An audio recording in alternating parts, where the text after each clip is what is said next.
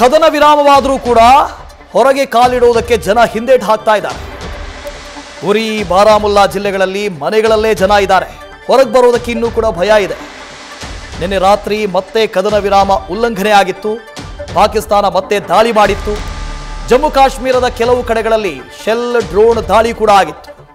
ಹೀಗಿರಬೇಕಾದ್ರೆ ಜನರಿಗೆ ಭಯ ಇನ್ನೂ ಕೂಡ ಇದೆ. ದಾಳಿಯಲ್ಲಿ ಯಶಸ್ವಿಯಾಗಿ ಆ ದಾಳಿಗಳನ್ನೆಲ್ಲವನ್ನ ನಮ್ಮ ಸೇನೆ ತಡೆದಿದೆ. ಆದರೂ ಕೂಡ ಭಯ ಹಾಗೇ ಇರುತ್ತೆ. ಸೀಸ್ ಫೈರ್ ಘೋಷಣೆ ಆಗಿದೆ, ಕದನ ವಿರಾಮ ಘೋಷಣೆ ಆಗಿದೆ ಅಂದಾಕ್ಷಣ ಮನೆಯಿಂದ ಹೊರಗೆ ಬರೋದಕ್ಕೆ ಇನ್ನೂ ಕೂಡ ಭಯ ಪಡ್ತಾ ಇದ್ದಾರೆ ಜನ. ಯಾವ ಕ್ಷಣದಲ್ಲೂ ಬೇಕಾದರೂ ಪಾಕಿಸ್ತಾನ ಮತ್ತೆ ತನ್ನ ನರಿ ಬುದ್ಧಿ ತೋರಿಸ್ಬೋದು. ಯಾಕೆಂದರೆ ಅವರು ಪಕ್ಕದಲ್ಲೇ ಇರೋರು. ಅಲ್ಲಿನ ಜನರಿಗೆ ಪಾಕಿಸ್ತಾನ ಎಂಥ ದೇಶ, ಅಲ್ಲಿರೋ ಜನ ಎಂಥ ನರಿಗಳು, ಎಂಥ ಗುಳ್ಳೆ ನರಿಗಳು ಅಂತ ಗೊತ್ತಿದ್ದಾವೆ. ಅವರು ಕಪಟಿಗಳು ಅಂತ ಇವ್ರಿಗೆ ಮೊದಲೇ ಗೊತ್ತಿತ್ತು. ಕದನ ವಿರಾಮ ಅಂತ ಬಂದ ತಕ್ಷಣ ಅವರು ಹೇಳಿದರು ಇವತ್ತು ರಾತ್ರಿ ಏನಾದರೂ ಆಗತ್ತೆ ಅಂತ.